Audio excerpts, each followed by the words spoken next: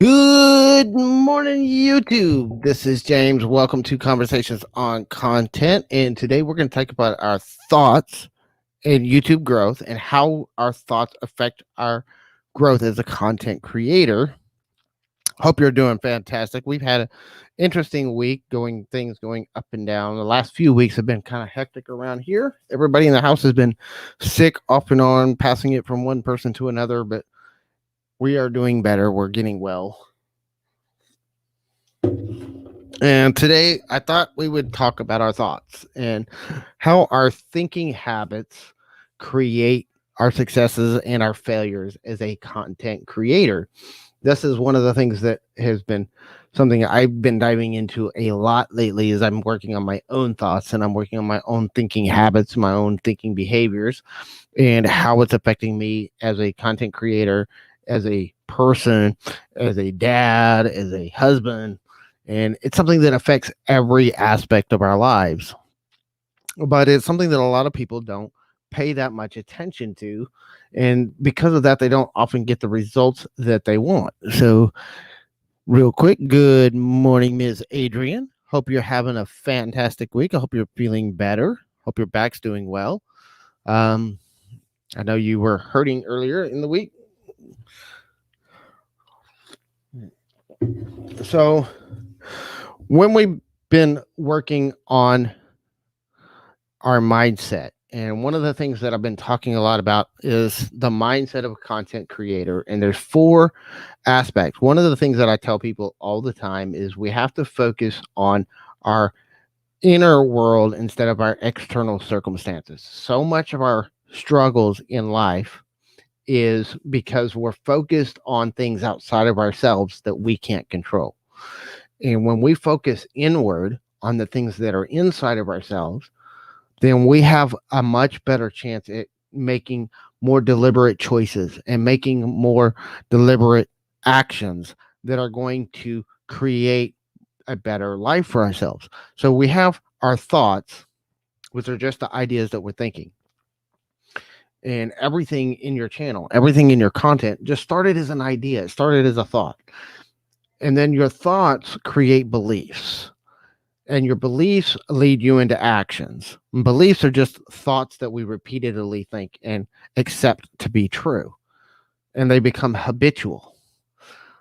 But then sometimes we have thoughts, like, for example, I can have a thought of having a successful YouTube channel. I can think about, what does it take to be a successful YouTuber? But if I have other thoughts and other beliefs that I've been repeating in my life about me not being good enough, my thoughts of insecurity, which are thoughts of my own that I've been working on, is my own thoughts of my own insecurity, my own thoughts of me not being good enough, my thoughts of me not being an expert at what I'm doing. And so therefore, maybe I don't deserve the attention that other people get. And those kind of thoughts will lead you to taking actions that are counter to bringing about your desire of having a successful channel. Those are thoughts that are going to create resistance to you performing in a way that's going to create, because everything that you do is going to stem from your thoughts. If you're thinking these thoughts habitually of not being good enough, if you're thinking these habitual thoughts of, how you're not worthy of the success that you desire, or if you're having thoughts that are out of alignment with bringing what you want into your life or already having what you want in your life, then these thoughts will lead you to take actions, because every action you take is directly proportionate to the thoughts that you're having about yourself, about your worthiness, about who you are as a person, as a content creator. Maybe you're thinking thoughts of, I'm too new at this. Nobody's going to listen to me because I'm new at this. And I did this a lot in my life, especially when I was younger. I spent a lot of time not sharing my ideas, not sharing my thoughts and things, and not, being more outgoing with people, because I thought I was too young to know what I was talking about. I would always defer to people that were more experienced than I was. And this caused a lot of conflict in my life. It caused a lot of failures in my life because my actions were derived from those thoughts. So when I had these thoughts, growing up, I was abused. Um, Quite significantly. I was beaten on a regular basis, literally, physically abused, emotionally abused. And so I grew up with all these thoughts and ideas about myself that I've spent the last 20 years learning how to overcome those kind of thoughts and those ideas and those beliefs about myself. And I'm in a place now where I'm better now than I'm used to be, but I'm nowhere near where I want to be yet. So these are thoughts and these are things that you are going to have to work with. And then sometimes you have expectations of what you can achieve. For example, maybe you've been watching YouTubers for a while and you see all these big channels that are getting hundreds or thousands of views on a video. And so you start creating videos with an expectation that you're going to get hundreds or thousands of views.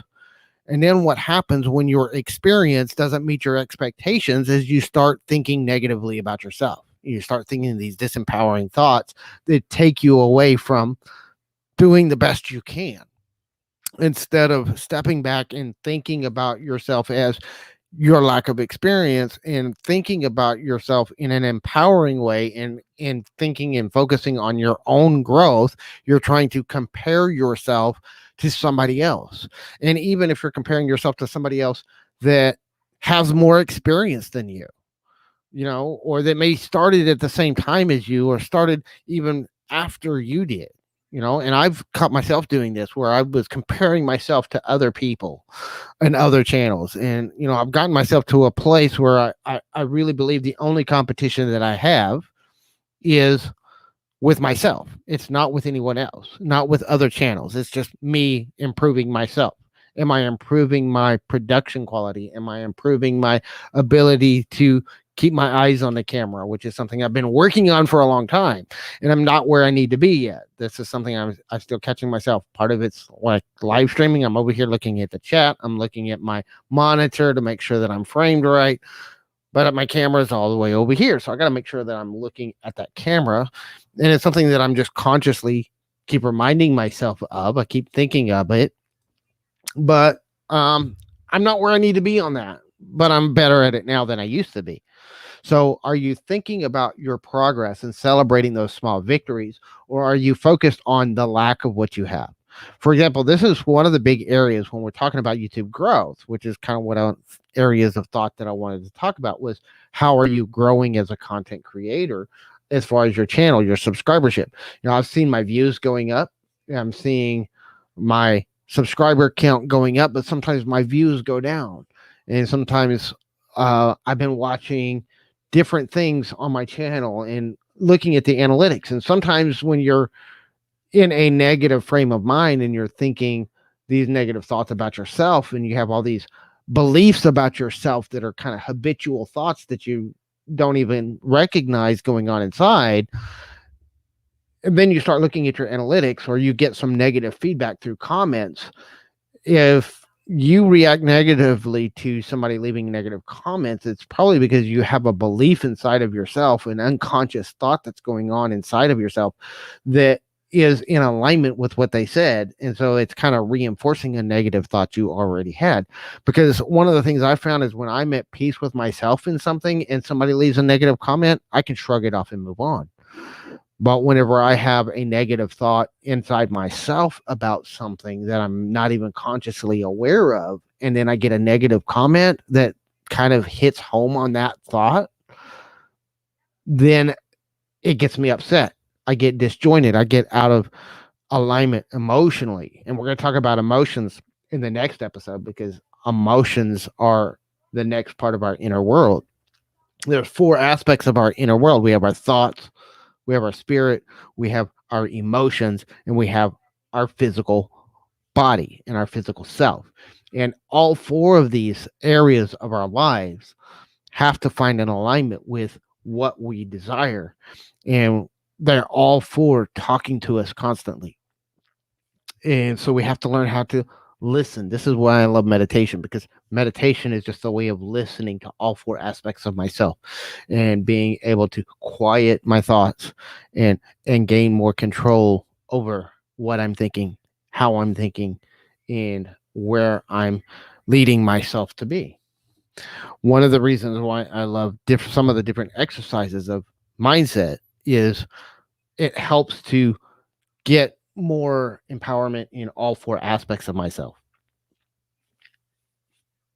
When we focus on our external circumstances, we start making excuses, we start blaming, we start using them as an excuse for why we didn't do it. But really, everything that you do and every success or failure you have in your life really starts on the inside. The things that you can control are all on the inside. And if you're focusing your time being upset because somebody else got something that you feel you deserved, then you're going to take action on those ideas that would be different than if you were to focus on your own growth, on your own expertise. This is why when it comes to growth, a lot of people come out and they start a channel and they have these expectations based on what they've seen other people do. So maybe they've been watching, D Nimmin, Nick Nimmin, Daniel Batal, all these other big channels. And then they start a channel and they're like, well, I'm not getting thousands of views on a video. I'm not getting hundreds of views on a video. I'm not getting, thousands of subscribers on a video. I must be a failure. When they're not looking at the experience that those people had. Those guys all started right where we are as small content creators. They all started with zero. Now, D had a little bit of an advantage because he was already streaming with his brother. So when he started his channel, he immediately had a subscribership starting his new channel when he started. But people don't look at that. He was in a different place. He had 20 years of video production experience before he ever created his first YouTube video. But people don't look at that. You got to look at, where you're at and stop comparing yourself to somebody else, because you don't know what experience they had before they started. You don't know what other things they brought to the table. You don't know what kind of mindset they had when they started. Somebody might not have any experience at content creation or any of the aspects, but they just have a different mindset already. And because they have a different mindset, they're going to see different results. Your mindset is so important. It's one of the most important aspects of your content. If you're thinking of putting out a video and you put out that video and nobody watches it, you just hear crickets. Do you take that as a good thing or as a bad thing? Do you take that as an opportunity to learn and grow, or do you take that as a reason to feel like a failure? What you believe that? Yeah, it is. It's interesting to see everybody grows different. I mean, Adrian, you're a perfect example. You came out of the gate and within months you were over 1,000 subscribers. You have done phenomenally well with your first channel. And you did better with your second channel. Your second channel, I mean, you started it and it started just growing right from the start. Now, there was a lot of things behind that because you were in a position of being able to help a lot of people. And you had a lot of knowledge in just a very short amount of time. You spent a ton of research, and that's a lot of things. You don't know, if you see somebody else, you don't know how much research and time they put on behind the scenes. You don't see what they do behind the scenes. This is why I see people, that want to, they see people like Janelle, the van girl who blew up to like 1 million subscribers on her first video, but you don't know none of us know what she put in behind the scenes before she ever created that first video. We don't know. None of us do. We don't know what put her in that position to be able to blow up that fast. She had a perfect combination. She had a really great thumbnail, a really great title, a really great theme. She got the exact right audience. She just hit all these little things just right. And some of that, maybe a little bit of luck, but some of it is you don't know what kind of work she put on behind the scenes before she ever got started.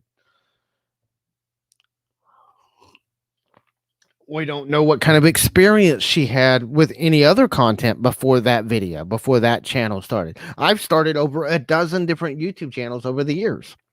And some of them have been really, really successful. I had one channel, and I don't talk about this channel very much because I have no proof of it. I deleted the channel because I went through a really dark period in my life several years ago. I had a channel that one time had over 5,000 subscribers. Now, that channel, I was trying to be an expert at something I wasn't, which is why I deleted the channel. I went through this really dark period. I was going through imposter syndrome, and I wound up deleting the whole channel. It was all about a blog. It was actually a blog, and I happened to build a YouTube channel behind it. And the YouTube channel was growing, the blog was growing. I was making some really good money.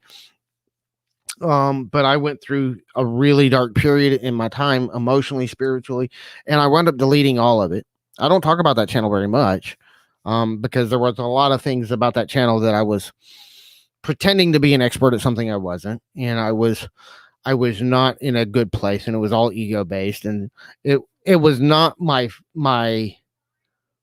best work. It was not my truest work as far as being honest with myself, and there was a lot of things that I went through. That's why I deleted it. But I did build up a pretty decent following, and it took me about 2.5 years to build that following up. It didn't happen overnight. In fact, it took me a year and a half to get my first 1,000, and then in 6 months I got 4,000. And so, but a lot of people come at YouTube just with an idea that they're going to put out videos for 2 or 3 months and then they're going to just blow up. And it can happen if you hit the chords just right and you happen to hit the right topic, the right title, the right thumbnail at just the right time. Timing is a lot of YouTube success. The timing of that content coming out in hitting just the right chord, you hit just the right thumbnail. Timing is important. One of the most popular videos on my channel still to this day has been my video that we did on the YouTube terms of service change. And part of the reason why that video was popular wasn't because it's the best video on my channel. It was because of the timing. Because I got that video and I very intentionally, I rushed the video out because I knew I needed to get that video published before D. Niman, Nick Niman, Daniel Battel, Brian D. Johnson, all the big guns in the niche. I needed to get my content out before they did. And so I rushed through a video, and from start to publish, it took less than 3 hours to produce the entire video. Very simple thumbnail, very simple video. And it has been one of my most viewed videos on this channel because most of those views came before everybody else started publishing their content. Timing of when you publish that content is a huge factor on whether that content is going to succeed, especially when it's time sensitive content like that was. You know, the timing, if you put out your video on a topic, if you are the breaking news on a trending topic and you bring it out really, really quickly, you're going to experience different results than if you take your time and you produce it slowly and you make sure you have all your bells and whistles and everything. As a small content creator, when you hit a trend and you're creating content on a trend, you've got to get it in there at the right time.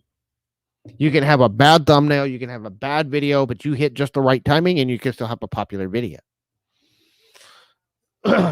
Now, the better the video production is, the better that quality is, the better it's going to do, and the more it's going to be sustainable over time. That's one of the other things. Is one of the things that we have to look at when we're content creators is not just what it does out of the gate. And this is where a lot of people get themselves all up in a quandary. I have videos that have maybe a few hundred views, maybe even just a few dozen views when I first published them, and even for the first year or so they were published. But once YouTube figured out who that video was for, they took off. And some of those videos I produced 9 years ago, still getting views today. They have over 50,000 views on them, and they're continuing to get views now, 9 years after I created it. You have to look at YouTube as a long-term game and realize that some of your best content may not perform well out of the gate, but it may do better over a long period of time. Some of the views that I had back 10 years ago, they got the most views when I first published them. They don't even show up anymore. They haven't had new views on them in years. They did really well out of the gate, but then they just fizzled out and died. Some of the other videos, they did really poorly out of the gate. They maybe had a few views, maybe 5 or 10 views in just the first week that they were out. Maybe they had a dozen views in the first year they were out. But now 10 years later, 9 years later, they have 50,000 views because they're still evergreen content. They're still content that gets views now.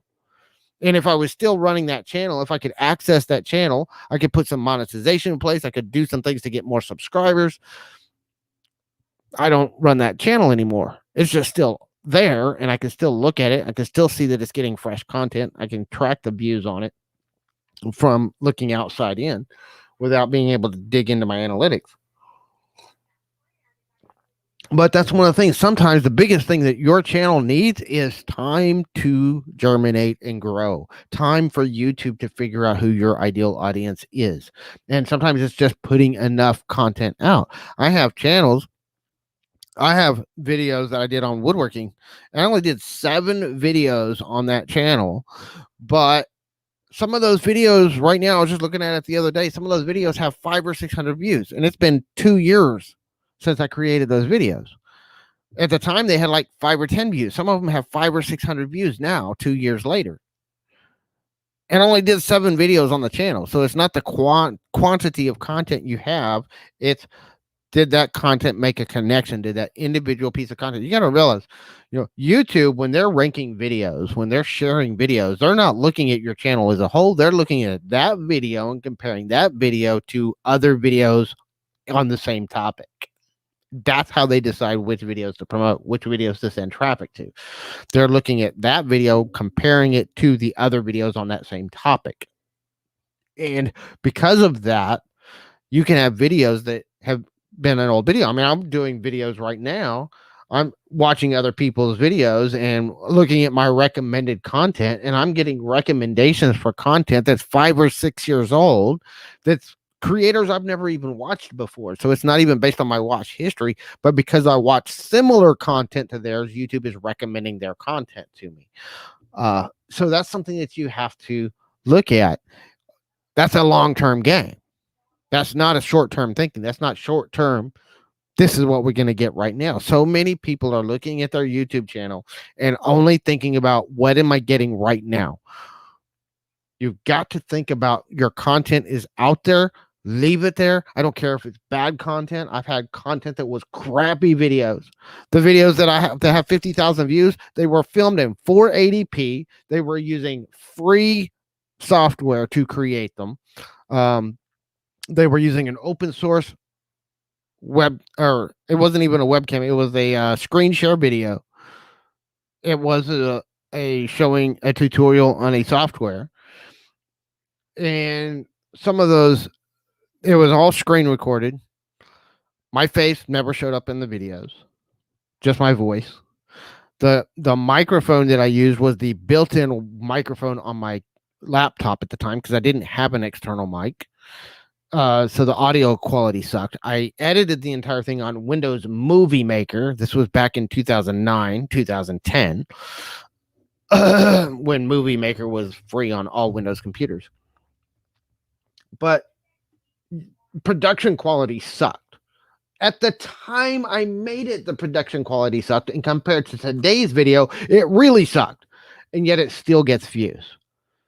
It's not the production quality that's going to get you views. It's the information you're sharing. It's the quality of your information is your number one most important thing. The quality of what you're teaching, what you're sharing with people. You have to think about what you're sharing. Think about it. One of the things that I do with my videos is, even like this one, I have a notepad right over here on my desktop. It's part of why I'm looking at my desktop. I have notes of what I wanted to talk about today. I always do these little show notes, this what we call a run of show. It's just basically an idea of what I wanted to talk about, and I bullet point this out. Whether I'm doing a live stream, I always have this bullet point list whenever I go to create. I don't script out my videos.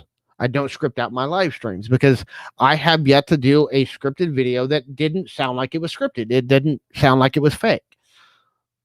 That's me. I know some people that will only do scripted videos. This is why you have to find what works for you, not what works for somebody else. Try Both. I've done both, and I've tried both. You will never see my scripted videos because they don't meet the quality of what I expect to put out for myself.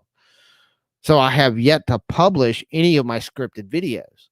Sometimes I've even written a script and kind of used the topics of the script and helped me to clarify what I was going to say in my mind, but I still didn't actually follow the script. I just kind of used the script as a bullet list and just presented the information that was in the script.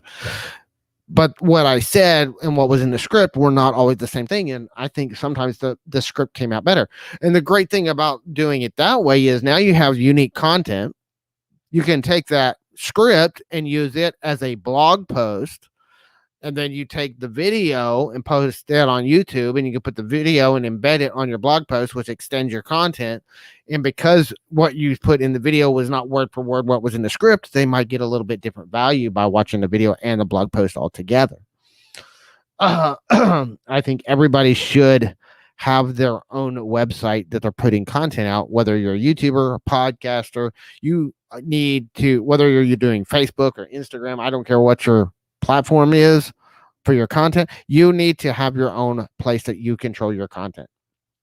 Whether it's your own website or something, you need your own property. And I do mine are just self-hosted WordPress sites. Mine's jamesmpruitt.com. And I haven't posted on there as much as I need to. I need to do more articles and more content on there to bring it up to speed. One of the things that I'm planning on doing is doing more articles that go along with my videos and then embedding my videos into those articles. But that way, if something happens and I get shut down on YouTube, YouTube maybe decides they don't like YouTube growth channels or whatever, something changes in the marketplace, I can go back to my blogging. I have a place that I control the content. And I say what stays on there and what doesn't. And then I just have to pay for web hosting and other things. There's expenses involved in that. But that's a domain, that's a property that you can control. And that's one of the things that we have to put into our thought processes. Are you thinking about what are you doing to give up control of your content? What are you doing to give up control of your business? If YouTube come in and shut you down, do you have plans in place to sustain that? Do you have financial plans in place to sustain you if we have another pandemic or if the pandemic breaks out again and gets worse?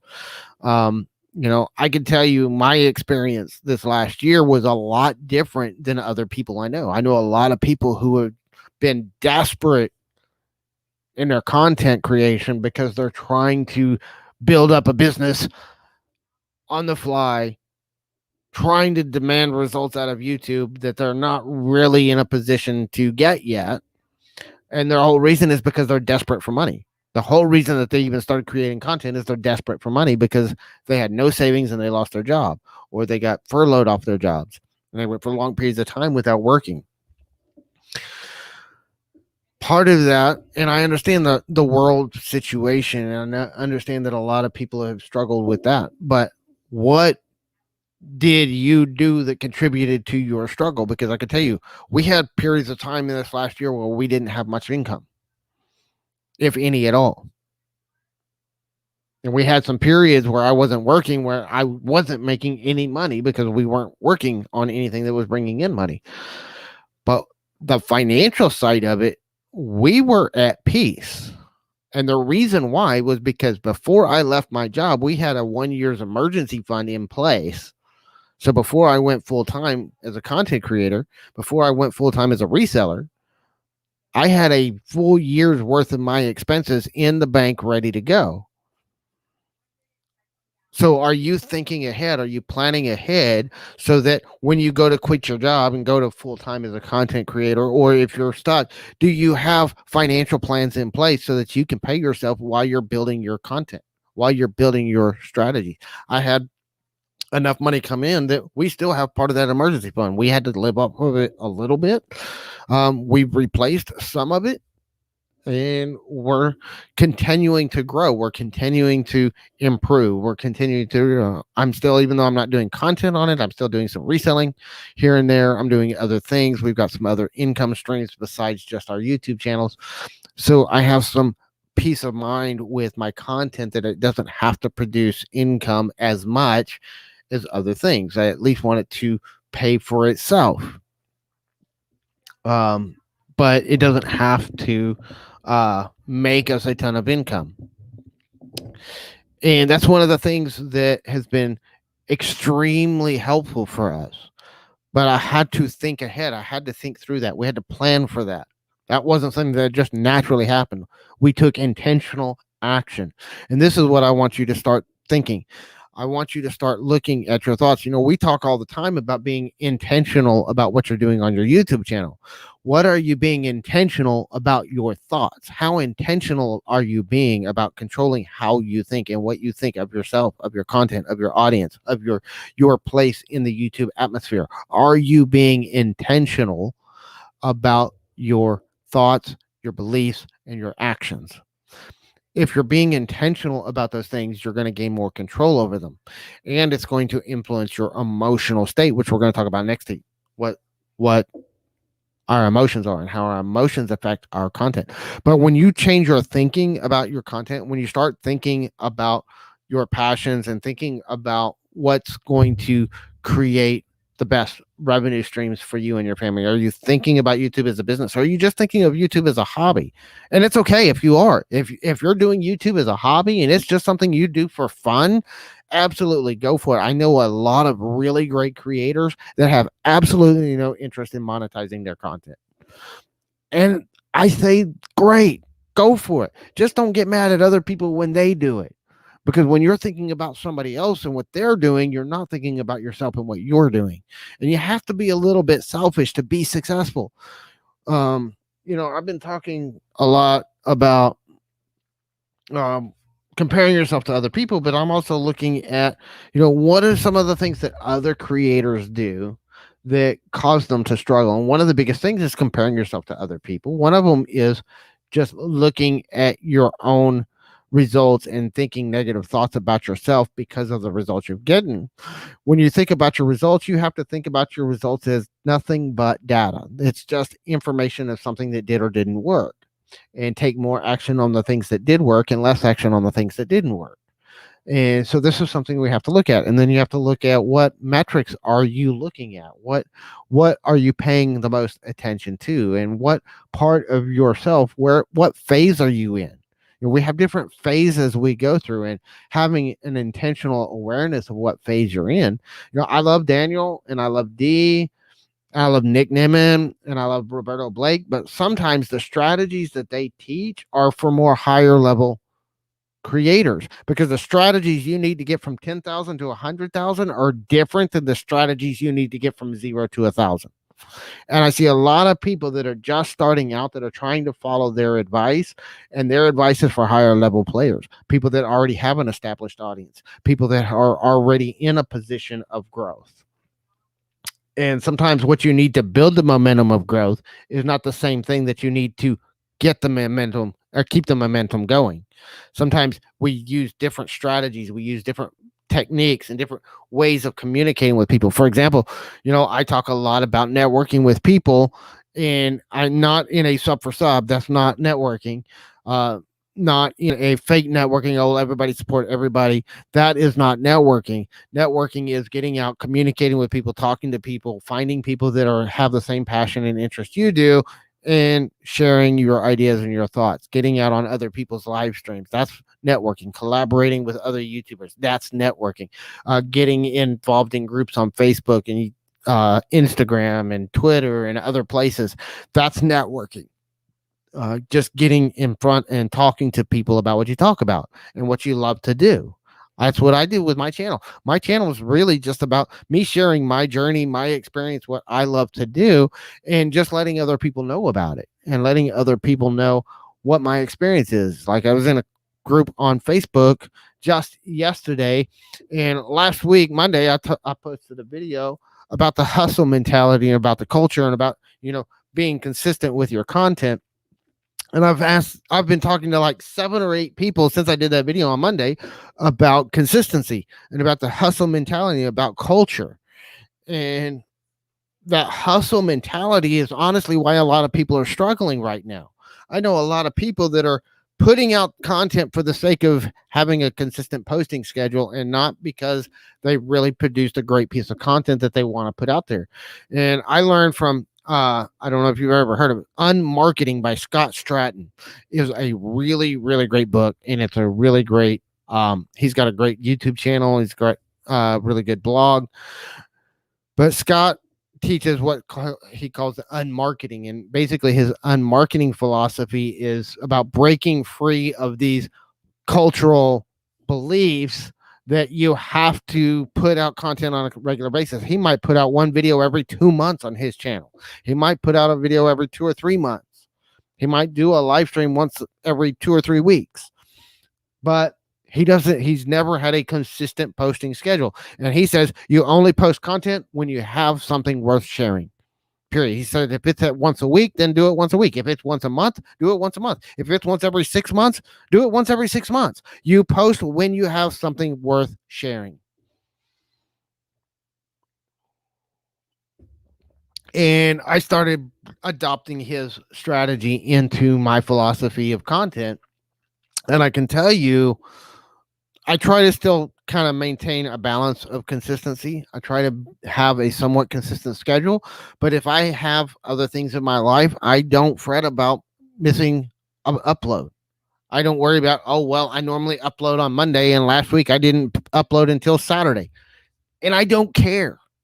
I still uploaded something, but I also took my time and made sure I produced a video that I thought was better than what if I had just rushed through a video just to maintain a posting schedule. Sometimes other things in life are more important than your YouTube channel. Oh no, I can't believe I said that. I know. I just said something that is going to rock the world of the YouTube universe, and nobody's going to hear it anyway. But sometimes life is more important than your YouTube channel. And most of the big YouTube creators will never tell you that, but it is. And if you have life or posting on YouTube, choose life. Choose doing what's most important to you at that moment in that time. Sometimes YouTube may be the most important thing going on in your life right then and there. And you can post a lot of content very quickly. And then you might have other times where you just have so many other things going on in your life that are way more important than YouTube. And you might be lucky to put out one video a week, one video every 2 weeks. It's okay. Don't freak out about it. Make your choice and then live with that choice and fully accept yourself with the choices you made. And realize that everything you experience in life is about the choices you make. It's not about somebody else. Everything you experience in life, every condition you experience in life is about your choices. It's not about other people's choices. It's not about what other people did to you. It's not about what the world did to you. It's about what you choose to do with it. I had a mentor of mine tell me one long time ago,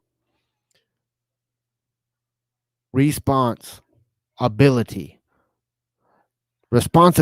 I see a lot of people, I'll talk about responsibility a lot. Responsibility is not blame. It's not shame. It's not guilt. Those negative emotional states are not being responsible. In fact, they are irresponsible behaviors because they are putting ability to respond outside of yourself. It is making somebody else responsible for your choices. Responsibility. Break it down. Responsibility. It means you are taking control of your ability to respond to any circumstance you face in your life. Any circumstance you face in your life. And it can be you choose a good response or you can choose a negative response. You have the power to choose. This is where our free will is. This is what our free will is all about. You have the power to choose how you respond to the conditions you face. You can't control the conditions. The conditions are generally, we live in what I call a reaping and sowing world. So generally the conditions you're living in are simply the universal responses to your previous thoughts and behaviors, which you can't control. It's like looking at your past. If you, Wayne Dyer gave this example in a lot of his books, which is if you're in a boat and you're going across and you're looking at the wake is just what you left behind. But the wake cannot drive the boat. Only your present moment energy coming from the engine can drive the boat forward. The wake doesn't drive the boat. But so people are so busy looking at the wake, looking at their past, looking at the mistakes of their past, that they're not looking at where they're at right now and where they're going. You got to look ahead. If I'm driving down the road to get somewhere, I can't be watching the rear view mirror. I can't be staring out the rear window as I'm driving down the road. Yeah, I look back every once in a while to see where I've been, to see what's going on behind me, make sure that there's not something coming up behind me that I need to be aware of. I look back every once in a while, but it's not driving me forward. What's driving me forward, I've always got to be looking ahead of where I'm at. I've got to be looking forward, not backwards. And this is the way you have to do. All starts with your thoughts. Looking forward is all about your thinking. Instead of agonizing over your past mistakes, agonizing over your past failures, look back every once in a while to see what worked and what didn't work to drive yourself forward. But always remember, you're always moving forward, not backwards. You always want to be driving forwards, looking ahead, looking at what's coming. The more you can look ahead of where you're at. I love going around. Even when I'm going someplace I've been 100 times, I will still use my GPS. And the reason why is because the GPS will tell me about the traffic that's coming up. So if I'm looking at my GPS and I can see that red section coming up, it means there's a traffic jam ahead. I can take an exit and take a different route and get around that traffic jam instead of driving right into the middle of it. Because I'm always looking ahead, because I'm looking forward, because I'm looking ahead, I can shift my strategic plans to something that's a little bit different. It may not take me directly to where I want to go, but this roundabout way might take me a little bit more roundabout way, but it might get me there faster because I'm going to avoid the road construction. I'm going to avoid the traffic jam. I'm going to avoid the roadblocks to my own success. When you start looking ahead, you can do that. As long as you're only focused on where you've been and where you are right now, where right now is really where your moments of decision are. Looking at where you are right now is one of the most important things. But you do have to be looking ahead, planning ahead, so you can avoid the mistakes in the future instead of looking back. When we make mistakes, we all make mistakes. And there's sometimes that I make a mistake, and it's days, weeks, or months later before I realize what the mistake was. And then as I do things, as I continue growing, as I continue learning in that area of my life, I begin to recognize the mistake like right after it happened. Well, I shouldn't have done that. And then as I continue growing, I continue learning about that new thing, that same thing, I begin to recognize the mistake when I'm doing it, and I can adjust then. But then really the way to avoid mistakes is to get ahead of it. This is when you start looking ahead. Hey, this is something that I don't want to face again. We need to make a plan to avoid it in the future. I did this financially. I got myself into a bind financially years ago, and I was in a lot of debt. And so I started recognizing the destructive forces of that. And so I started planning more of what am I doing right now? First, I had to make a plan to clean up the mess I made in the past, because even when you make a change in your life and your mindset and the way you think, you still have to sometimes reap the rewards of your past mistakes. I have people that won't trust me, won't watch my content because of mistakes I've made in my past. I have to accept that. I can't erase that. Those people may or may not ever trust me again, but that's their choice. It's not something I can control. All I can do is change what I'm doing now versus what I've done in the past. As a content creator, you're going to lose subscribers, you're going to lose viewers because of mistakes you've made in your past, and you have to accept that those people may never come back to your content, even though you've changed. I see a lot of people that are like, well, I've changed, you just need to trust me now. Well, you've already lost trust. That's up to you. You can't gain that back. It's up to them whether they choose to give that back to you or not, or give you another chance. That's up to them. You don't have any control over that. So don't be sitting here feeling bad about your past. Just learn from it, grow from it, and keep moving forward. Stop whining over spilled milk. Stop sitting around worrying about why people are unsubscribing from your channel. There's so many reasons why you lose subscribers from your channel. It's not even worth worrying about. I've lost subscribers on my channel. I have one channel. I mean, if my storage scavenger channel, which I still have, I just haven't posted on there in a while, but I would be over 1,000 subscribers if I never lost any subscribers. I've lost over 500 subscribers off of that channel since I started it. There's a lot of different reasons. Some of them might have been bot accounts, and so YouTube removed them. Some of them are people that intentionally unsubscribed because I lost trust with people, because I made some mistakes in my auctions. I made some mistakes in how I dealt with people on some things. Some of them may be people that just lost interest in the reselling community, and so they unsubscribed from my channel. You don't know why people unsubscribe, and it doesn't matter. Don't put attention on loss of subscribers, because it's just taking your focus off of the things you can control. Focusing your time and your thoughts and your attention on the things you can control, the quality of your content, improving that next piece of content. Are you getting better at engaging your viewers? Are you getting better at the eye contact with the camera, which I've been lacking again today? I keep looking over at my monitor instead of looking at the camera. But I'm recognizing it when it's happening instead of just having to watch the replay to catch it. But are you doing those things? Are you looking at, how many people are viewing your videos and feeling bad about it? Or are you looking at how many people and saying, this is what I could have done better? Are you breaking down your content? I watch my live streams every time after my live streams. And it's sometimes a few hours later. So it might be later this afternoon or tomorrow before I go back and watch the replay. That way I get away from it and I get my mind off of it. But then I can go back and watch, and I will watch my eye contact with the camera. I'm going to listen to what did I say, and did I get the message across, and how much engagement was I getting with the chat. And I'm looking at all those things. And like right now, I've got Adrian. Hi, Adrian, you're still here.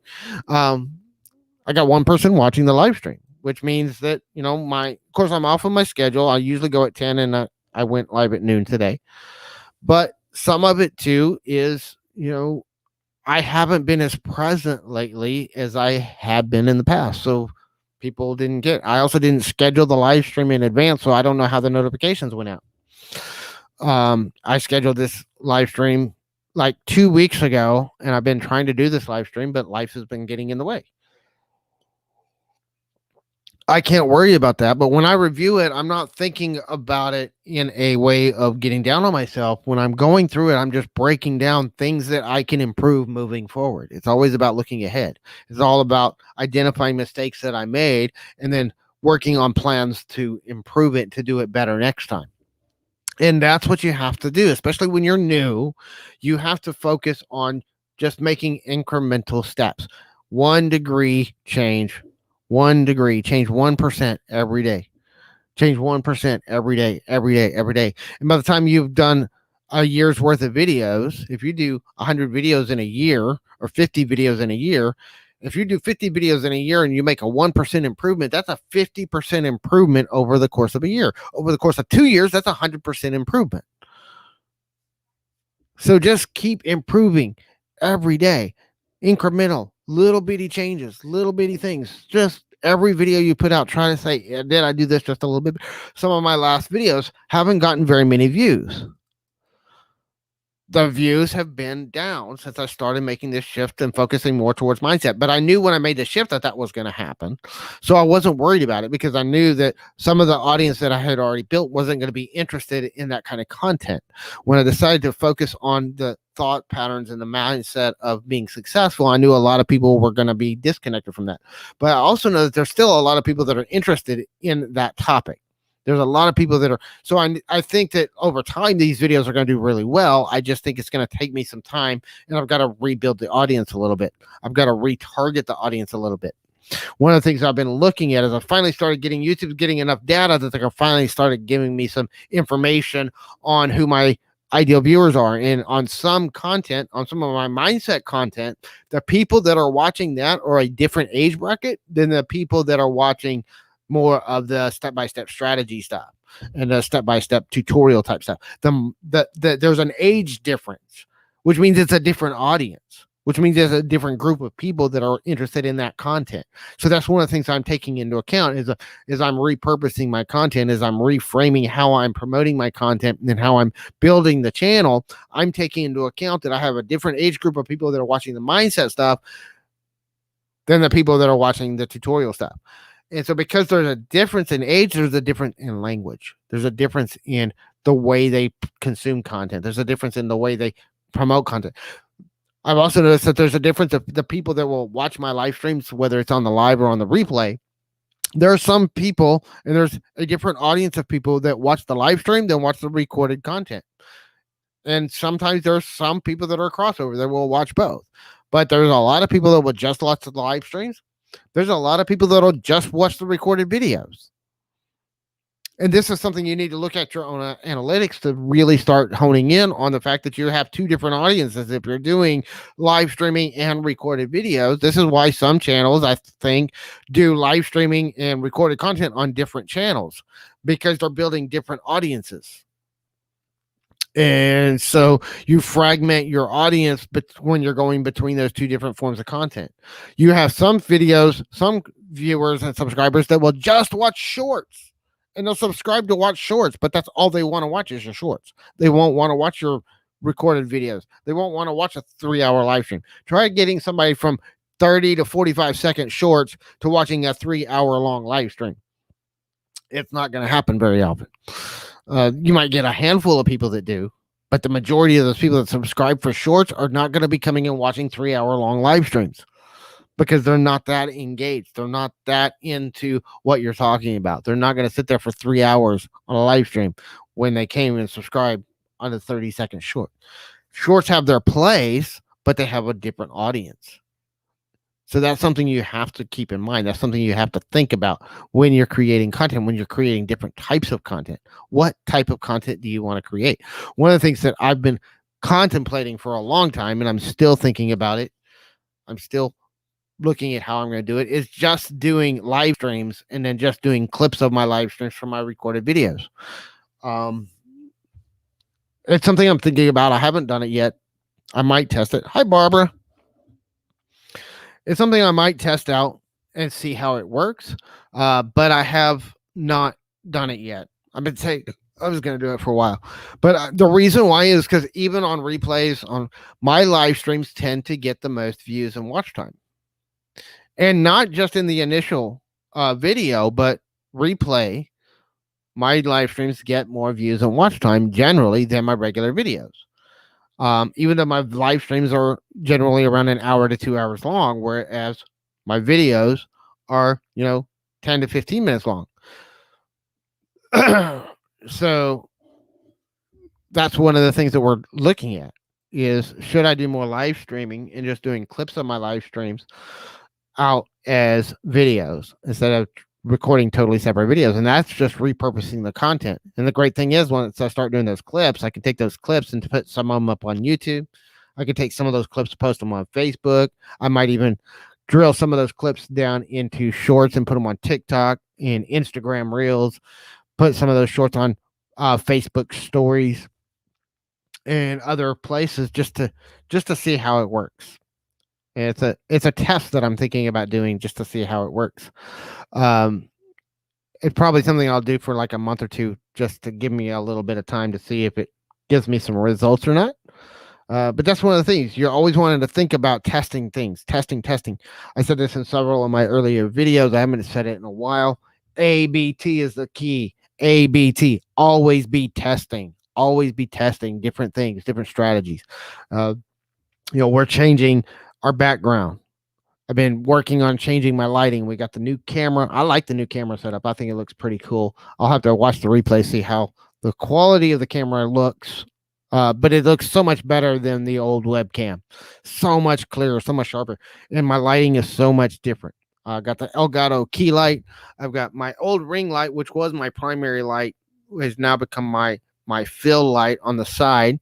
I still don't have a hair light, so I want a third light that's going to come in and it's going to come down. I'm working on rebuilding my backdrop. We're playing with a few different ideas on my backdrop. Now I'm getting some progress on my storage room that's my studio as well, so I can move my desk further away from the wall. We can get more of the bokeh effect with the background. We're also looking at doing a different color in the background. So I'm looking at doing like an off-white, just a lighter color than that brown paneling. That paneling from the 70s just doesn't, sit well with me, but I've really got to figure out something to do in that background. Move my copy of the Serenity Prayer, because where it's hanging now, you can't even see it. So, but I also moved my camera because my webcam used to be over here. So I had a different angle. My new camera sits right here because I actually have dual monitors. I don't have anything on the second monitor right now, but I have two monitors set up, and the camera is right in between the two. So that's kind of the way my battle station's set up right now. So that's something that we're working on. We're constantly making shifts on those and seeing how people respond to it. One of the things that I'm looking at is improving the production quality. That's part of why I got the new camera. And now I'm not tied to my computer with just having the webcam. I have my cell phone, which is what we were using for a long time, and my cell phone camera broke, which is why I started just doing everything off the webcam. But that ties me to this studio to do my videos, because when I'm working off the webcam, I'm tied to the computer. Now I've got a free camera. I can actually start doing videos from other locations, and we may get out and do some vlogging and do some better B-roll shots and some other things as well, which I haven't been able to do tied to a webcam. So those are some things that we're working on. I got my microphone. The last couple of videos, this is what I've been using. It's the got this via D Nimmons affiliate link. Thank you, D. It's the Boya BY-M1 lavalier microphone. I did find it works much better, because I know we had some discussion about it. It works much better on the camera than it did on my cell phone. The reason I got it originally was I was using it on my phone and I had some audio issues with it, but I found using it with the camera, it's a much better than using it with my cell phone. But the last few videos, that's the mic I've been using.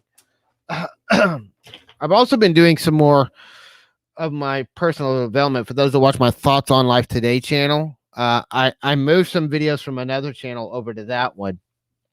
And I've got some new videos I'm actually recording for that channel, doing more of the spiritual stuff, the metaphysical type stuff, law of attraction, that kind of stuff.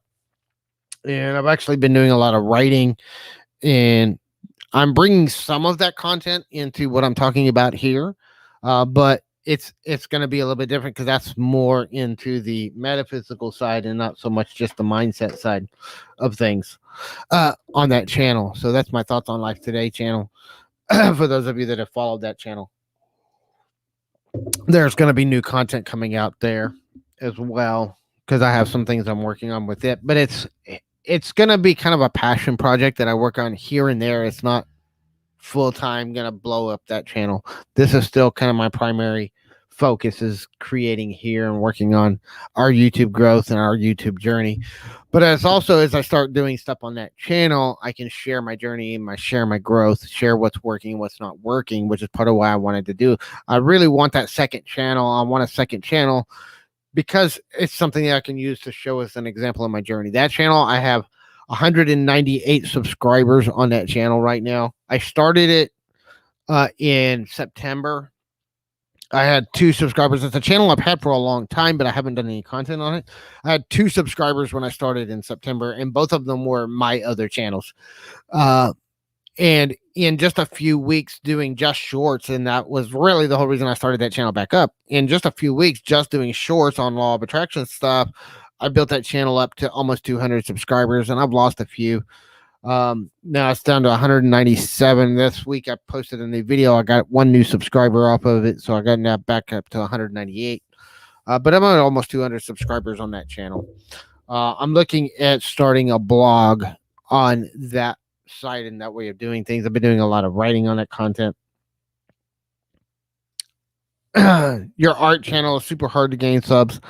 Different niches are going to grow differently. This is one of the things that I can tell you from having started over a dozen YouTube channels in different niches. Some niches will grow faster than others. I told you this about your farmsteading channel. That niche and they will grow with different strategies differently. So for example, if you're doing a lot of networking and going on other people's live streams, and there's a lot more support, everybody support the other channels in that community than there are in, say, the art community. Different niches are going to do more to promote you. Like within the reselling community, the same thing. I found a lot of people that were in the reselling community, and I still get some subscribers even here from people promoting my channel for me, telling people to come check out my channel without me even having to ask, without me even having to get up on the live stream. I just say hi in the chat, and they're sending people to subscribe to my channel. But it's also a niche of people that aren't really necessarily my ideal target audience, because some people there are YouTubers, but the majority aren't. So that's something that you have to think about is, are you promoting your channels in places that are your ideal target audience? You might get some crossovers, any niche. I can go to a reselling community and I can find people that are interested in fishing and bowling and whatever, but that doesn't mean the majority of people in that niche are going to be interested in fishing or bowling or whatever, so it's a matter of that balance.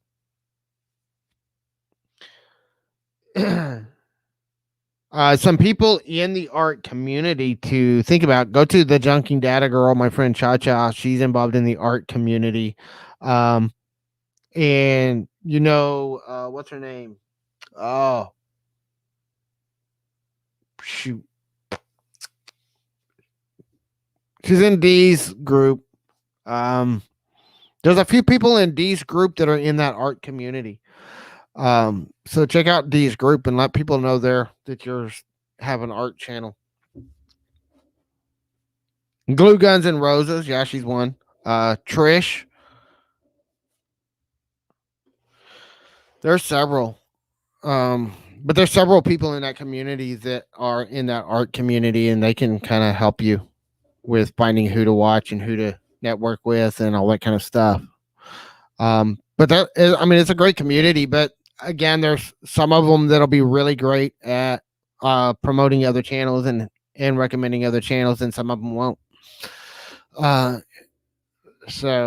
And I think your art stuff should do really well on TikTok. I know some people do that stuff on Twitch. I know my brother does more graphic design type stuff and that kind of stuff, but more artsy fartsy rather than like promotional stuff.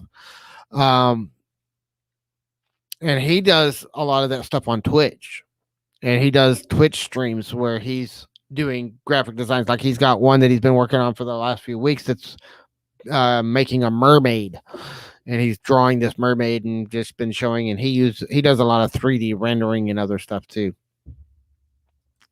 So you might try Twitch streaming or posting on Twitch as another outlet. So yeah, and some will grow more organically, more naturally, like through search. Some niches will do better in recommended. This is again just understanding your niche. Like with the storage unit stuff, I finally figured out, I was trying to do search, trying to do all this optimization for search. And there's not a whole lot of search traffic in that particular niche, but it gets a lot off of recommended content. When my channel started showing up on recommended content on other storage unit channels and other storage auction channels and other treasure hunting type channels, that's when my channel started growing organically. And not just through networking. It was whenever it started showing up in that recommended content. It doesn't get hardly any search traffic, but it gets a lot of traffic from, even now, I haven't done a video in 4 months and I'm still getting several hundred views a week just from showing up in recommended content on other channels. I was looking at my statistics the other day, and I don't know if those of you have been following that channel, I changed the name to Rascally Scavenger.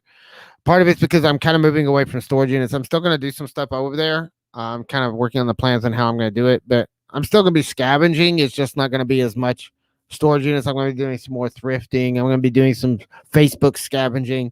I've been scavenging some different things. I'm also going to do some repurposing videos where I'm going to be doing some content on, some of the repurposing projects and some of the woodworking projects and metalworking, because that's something I've kind of started playing with in the last few weeks is metalworking.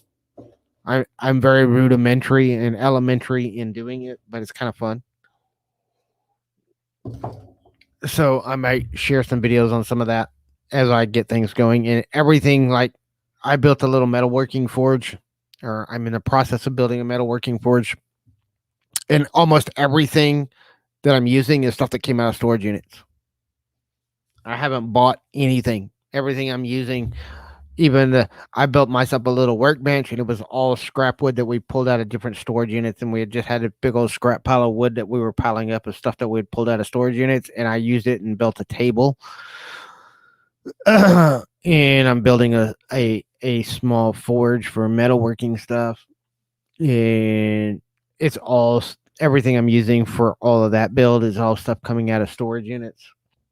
So just a little fun thing that I'm doing. I haven't recorded any of it yet, but I may do like a little shop tour and show some of the repurposing projects, because I find all kinds of scrap metal and stuff in these storage units, and getting rid of that stuff. I mean, yeah, I can take it down to the salvage yard and sell it for like a whole truckload for like $10. I mean, it wouldn't even pay for the gas it cost me to drive it over there, because that stuff, it doesn't have a high resale value, but it's stuff I can reuse, and I can repurpose it and then make some more money off of it. I can make stuff out of it that's usable and then sell it.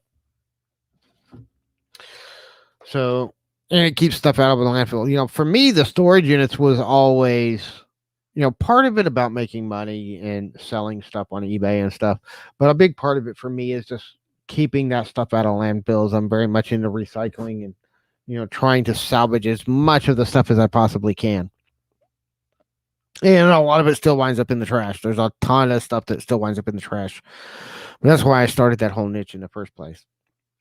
And that's one of the things, like when you're doing that kind of stuff, you have to think about what are you doing and why are you doing it? Why are you doing YouTube? Whatever your niche is, that's something I had to think about and clarify with my own niche. One of the things that kind of got me disjointed on the Storage Scavenger channel, and it's kind of where I'm making some shifts, and why I took a break from it is I replan and rethink about what I want to do with that channel. And I built the wrong audience, because I built a audience that was all based around the reselling side and the making money off of it. And for me, it's really not what it's been about. But that's who I built my audience with. That's where I built my channel. And so I've had to rethink about how I've connected with the audience. What audience do I really want to build on that channel? And it's taken some time. It's taking some real deep consideration of what do I want to do with that channel. And I am going to go back to it. At least, maybe 1 or 2 videos a week, or maybe one or 2 videos a month or something. I just have to refigure really what is it I want to do with that niche, and what do I want to do. That's okay, Adrian. I'm about to leave anyway. It's over my 1 hour mark. So, but think about, the whole show today hopefully helps you to think a little bit differently about your thoughts, and start thinking about how are you thinking about your YouTube channel? How are you thinking about your audience? How are you thinking about the actions you're taking? Are you thinking too much about what other people are doing, how other people are responding, what other people are saying? Are you really focused in on taking responsibility for yourself and your own choices and making the direction you want? I believe in listening to other people and listening to other creators as far as what works and what doesn't work for them. But at the same time, you have to listen to yourself, and you have to kind of forge your own path, make your own way in the way you create your content. And you want to follow best practices of YouTube as much as you can, but at the same time, be you and create content that you enjoy. Create content that's going to drive you to keep creating. Don't create content based on what other people say or do. I hope that these help you get a little bit better idea on your thoughts. If you have any questions, leave me a comment below. We'll see you next time. Have a fantastic weekend.